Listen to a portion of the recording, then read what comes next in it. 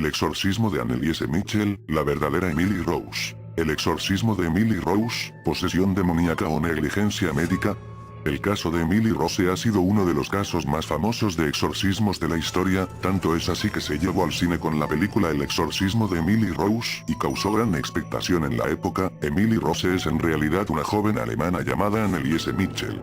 Desde su nacimiento el 21 de septiembre de 1952, Anneliese Michel disfrutó de una vida normal, educada religiosamente desde que era muy pequeña. Sin advertencia su vida cambió un día de 1968 cuando empezó a temblar y se dio cuenta de que no tenía control sobre su propio cuerpo. No pudo llamar a sus padres, Joseph y Anna, ni a ninguna de sus 3 hermanas. Un neurólogo de la clínica psiquiátrica de Würzburg, Alemania, la diagnosticó con el gran mal de la epilepsia. Debido a los fuertes ataques epilépticos y a la depresión que sigue, Anneliese fue admitida para tratamiento en el hospital. Poco después de comenzar los ataques, Anneliese empezó a ver imágenes diabólicas durante sus rezos diarios. Era el otoño de 1970, y mientras los jóvenes disfrutaban de las libertades de la época, Anneliese estaba atormentada con la idea de que estaba poseída. Parecía no haber otra explicación a las imágenes diabólicas que se aparecían mientras rezaba. Voces empezaron a perseguir a Anneliese diciéndole que iba a achicharrarse en el infierno. Ella le mencionó los demonios a los médicos solo una vez, explicándoles que habían comenzado a darle órdenes. Los doctores parecían incapaces de ayudarla, y Anneliese perdió las esperanzas en que la medicina podría curarla. En el verano de 1973 sus padres visitaron a diferentes pastores solicitando un exorcismo.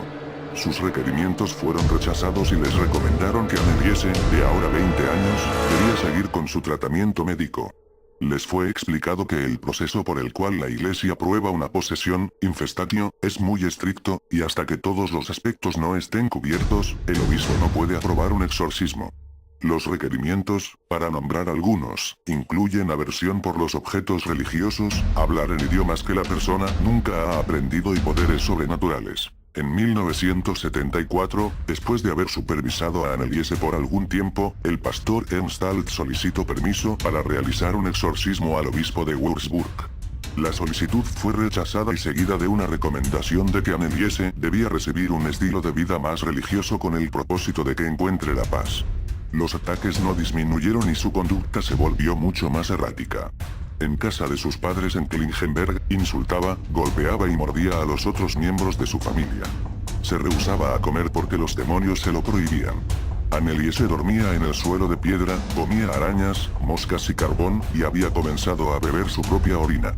Se le podía escuchar por toda la casa gritar por horas mientras rompía crucifijos, destruía pinturas de Jesús y botaba los rosarios.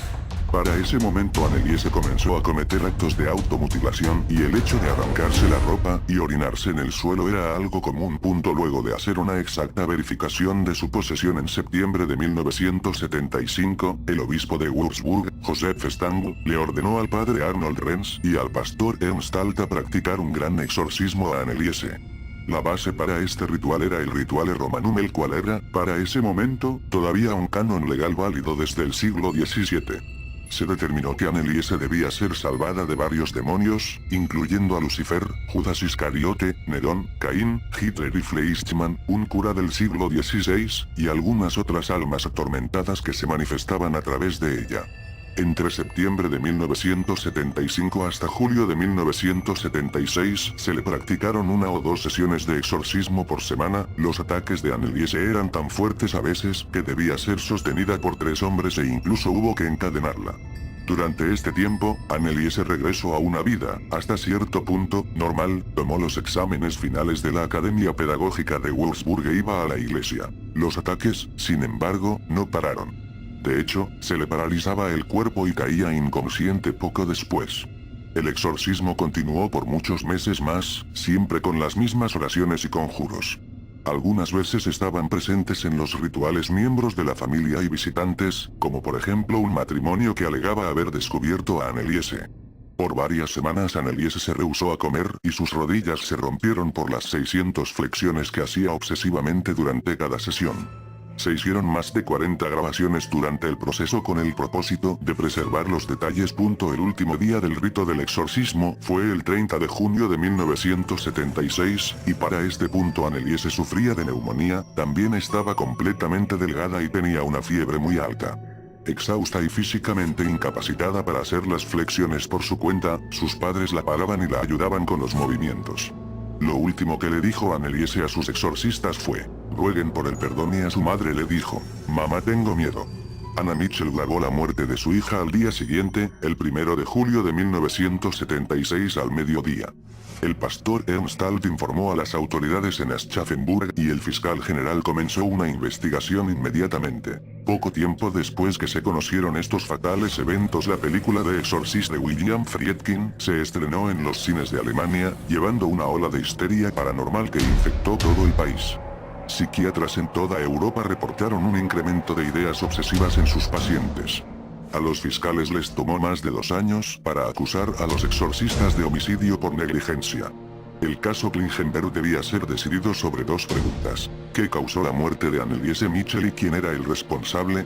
De acuerdo a la evidencia forense, Anneliese murió de hambre. Los especialistas demandaron que si los acusados que si la hubieran forzado a comer una semana antes de su muerte, Anneliese se podría haber salvado.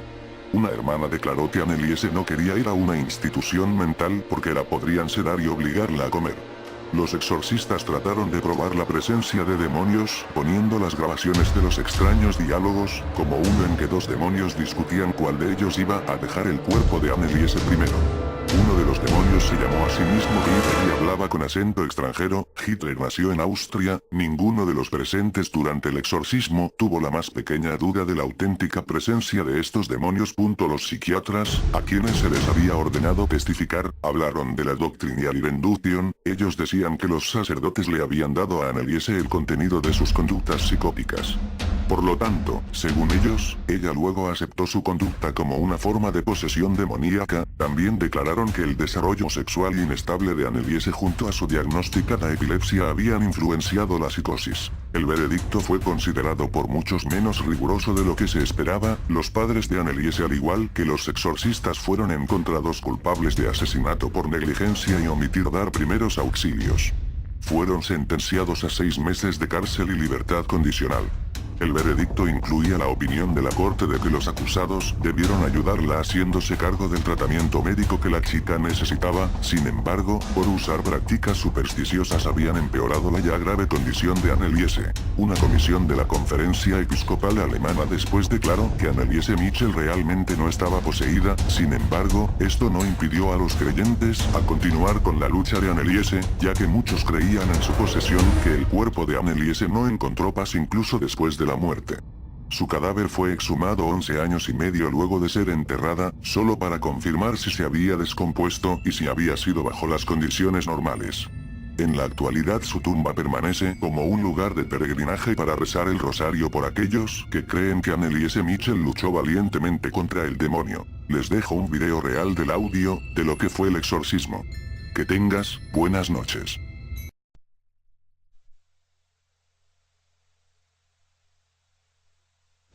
Welches noch?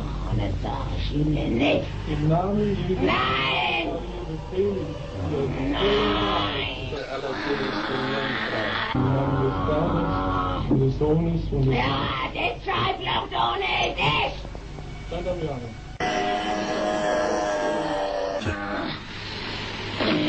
Ja, das ist Familie. Die Kurzahne, mach das aus! Scheiß durch, was die doof schreien.